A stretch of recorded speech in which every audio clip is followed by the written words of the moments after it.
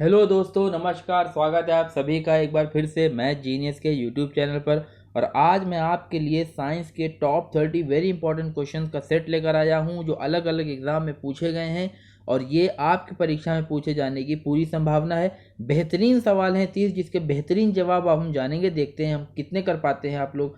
तो चलिए आज की क्लास को शुरू करते हैं, लेकिन उससे पहले जो लोग चैनल पर नए हैं वो चैनल को सब्सक्राइब कर दें और वीडियो को लाइक ज़रूर कर दें। चलिए पहला सवाल हमसे क्या कह रहा है देखते हैं।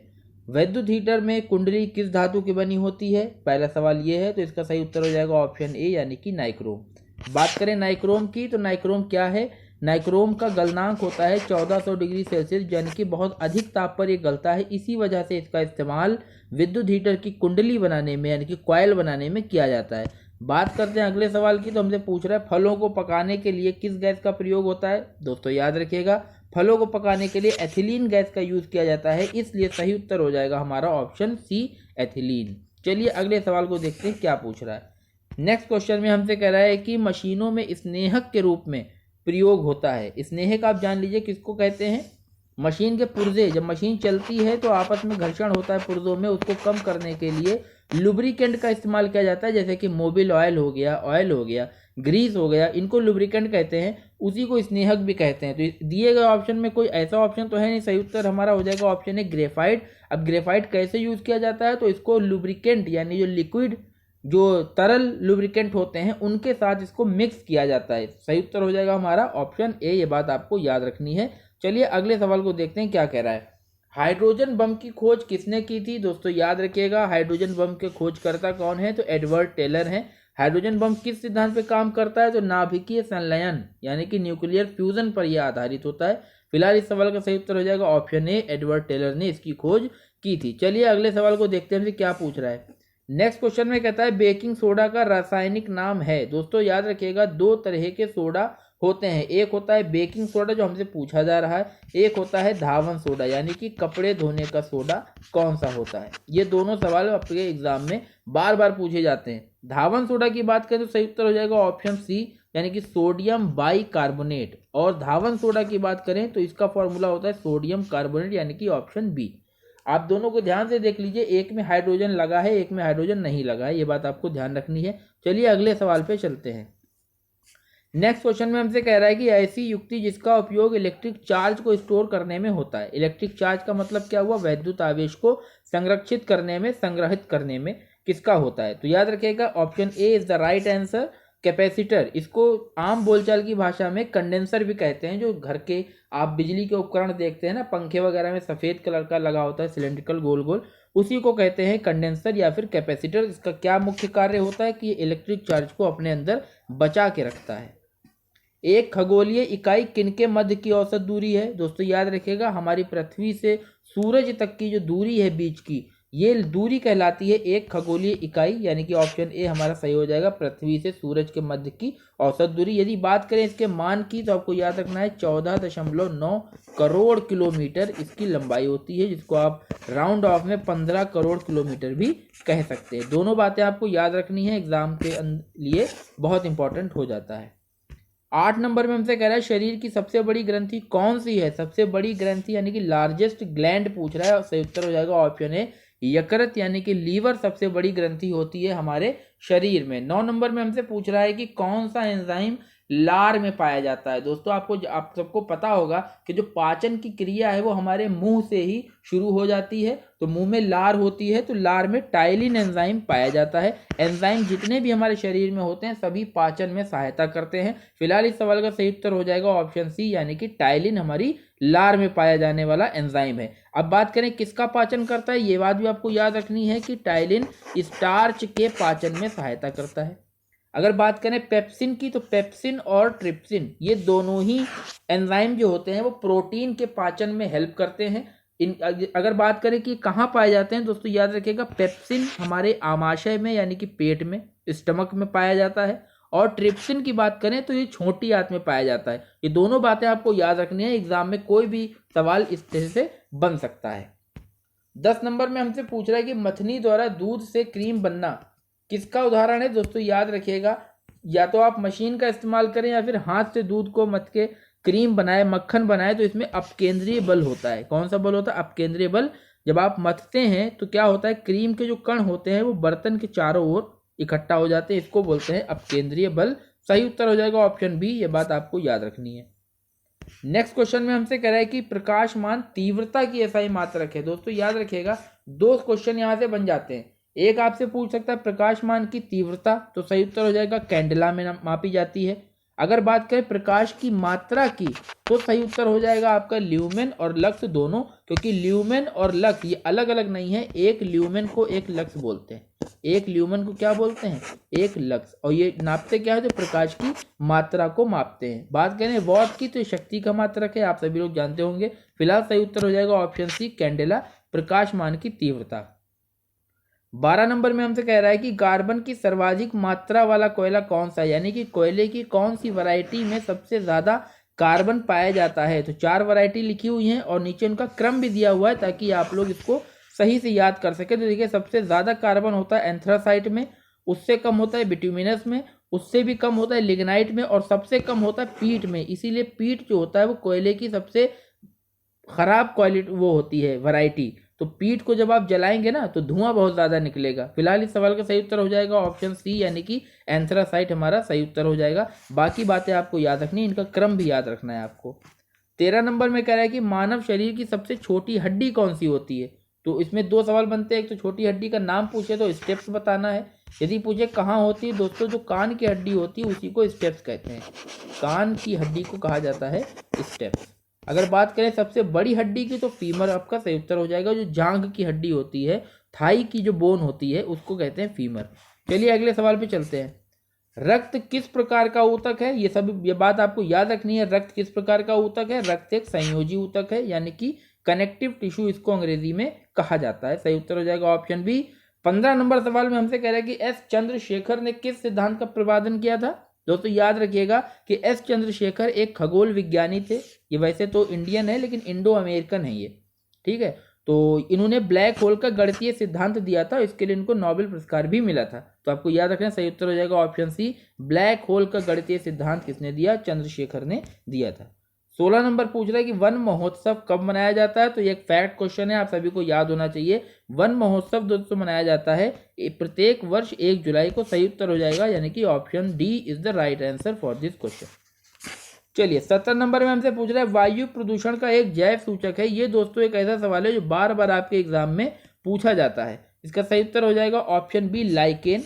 लाइकेन वायु प्रदूषण का सूचक है। अगर बात इसमें और डिटेल में जाए तो याद रखिए दोस्तों, कवक और शैवाल, कवक और शैवाल का ये सहजीवी है। ये क्वेश्चन पूछा जाता है, कवक और शैवाल का सहजीवी का नाम क्या है, तो उसका उत्तर हो जाएगा लाइकेन। फिलहाल सही उत्तर ऑप्शन बी है लाइकेन, जो कि वायु प्रदूषण का एक सूचक है।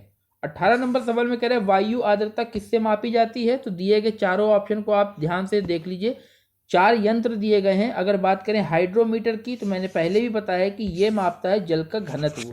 आपको याद रखना है, हाइड्रोमीटर से नापा जाता है क्या, जल का घनत्व। हाइग्रोमीटर की बात करें तो ये हमारे इस सवाल का सही उत्तर है, ये वायु में आर्द्रता यानी वायु में नमी को मापता है। मैनोमीटर की बात करें तो ये वायु दाब को नापता है। जब आप किसी साइकिल या मोटरसाइकिल के टायर में हवा भरवाने जब जाते हो ना, तो वो जो डिवाइस जो यंत्र इस्तेमाल करता है उसमें प्रेशर नापने के लिए, तो वो मैनोमीटर होता है। आप देख सकते हैं, कभी जाइएगा बाहर तो देख लीजिएगा। वायु दाब को मापता है मैनोमीटर। और थर्मामीटर आप सभी लोग जानते होंगे, ये क्या नापता है, तो शरीर के तापमान को नापने के लिए थर्मामीटर का इस्तेमाल किया जाता है।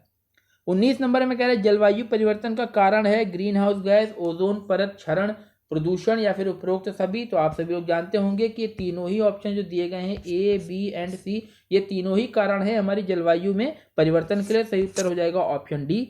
तीनों ऑप्शन से हमारे वायुमंडल को नुकसान होता है, वायुमंडल में परिवर्तन होता है।